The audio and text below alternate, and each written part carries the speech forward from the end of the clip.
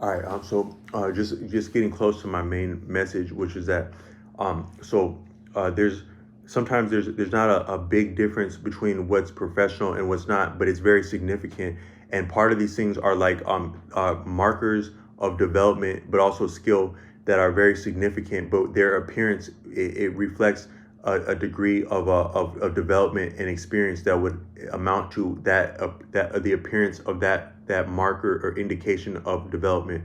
So I was saying like, but it doesn't necessarily always have to be only in as we're adults or in a professional setting. So one example would be like when you see a child now riding a bike on two wheels.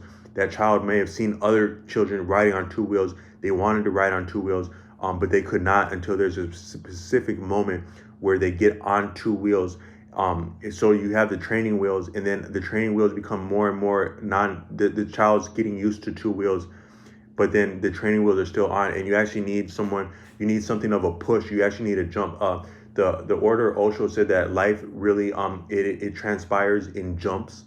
Like a lot of life is like jumping. Like a lot of things, like nothing really. A lot of things, as much as so you go to like school, right, and they have like a track for you. Like, okay, we're gonna teach you this and this and this and this, and then in the second phase, you're gonna do this and this, and you appreciate that as a linear progression. But according to Osho, life is more rapid, more so like jumping, almost like levels in a I think the chemistry is similar, where things are jumping. Like the thing is, it's abiding at a certain frequency that's a degree of energy, and then it jumps up or it jumps down because it can't hang there, or it doesn't want to hang there anymore, or it's satisfied to hang there. Is a lot of chemistry. But then if you think about romance, in which I appreciate chemistry as romance, there's a very deep overlap between romance and chemistry. Is that a lot of romance is similar, where okay, so you know someone, or you see someone, and you might be the first day you see them, or you've seen them for a while, and then boom, now you're in each other's phone. Something transpired between you. The energy between you got to such a degree that boom, now you're in each other's phones, and then oh boom, now you're on a date, or you're on a date, and then boom, now you're kissing. And then I won't go further with that, but a lot of things are like boom, and then now you have someone that looks like you. But there's a lot that goes into it, but when something does happen, it's more of a jump than actually a very, very, it can be a progression because there's no rules in life, but a lot of things are like a jump. And then also it's like a indication in the onset of a development.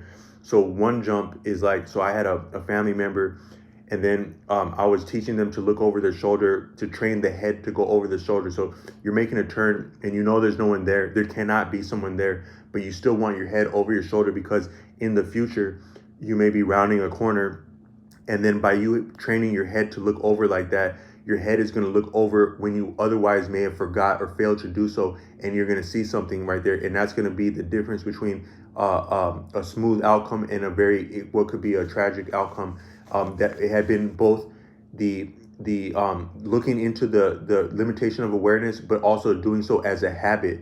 And that habit can save your life. A lot of habits can actually can save our life, or they can cost our life if you think about it. But then he had an experience when I wasn't there, that because he thought that was asinine when I taught him that. But when he had other experiences that he actually he caught my drift at a certain point, and then he appreciated that. And so now that's a development in him. He's actually jumped up a level as a driver once that became real to him. Then another one is so following through, like as a content creator. So by me uploading by me saying that I'm going to make a video and cite a source, like I'm going to come back and add that in the description, and then I actually get around to doing that. Now that's an appreciable development for me as a content creator. Another one is like I had that guitar teacher a year ago, and he wanted me practicing daily, several times daily. But at that time, I was confined in cramped and crowded and extended living quarters with my family. Then my family was being gracious to me, but I had been lollygagging about getting onto my own feet. So I needed to practice in public. And then I took my guitar to a lake, and it was one of the most fun experiences that I had. But I started feeling like a guitar player that day. and it hasn't. And I felt, and I also became confident writing music that day because I had to actually write material so that I didn't look false holding a guitar without having a lot of repertoire. And so that was an appreciable development. And then recently, I started getting tips while I'm playing guitar publicly, which I got about 3 tips in a span of about a week. And that's partly from the development as a player, but also partly just by bringing the guitar, because I said in a video that didn't upload is that in the East, I read in a book, I don't know which book that was, is that it's appreciated that in in cultures of the East, they would be they caution about being attached to an object or a person, because that can be harmful in limiting to our confidence, but also our it can limit the experiences that we can access when we're attached to objects and people. But one exception to that, which a lot of rules have exceptions which actually prove the rule, is the and that's actually a development in itself when you can understand the saying, because that doesn't make sense to a lot. It might not make sense. The exception proves the rule. But when you can actually see or appreciate how the exception to a rule might actually prove a rule, that's in itself a level of development and an indication of development that's significant. Um, but um, uh, um, but for a soldier to have a weapon, the attachment between a soldier and that weapon that keeps them alive or allows them to carry out their duty is a different form of attachment, and is it doesn't have the same.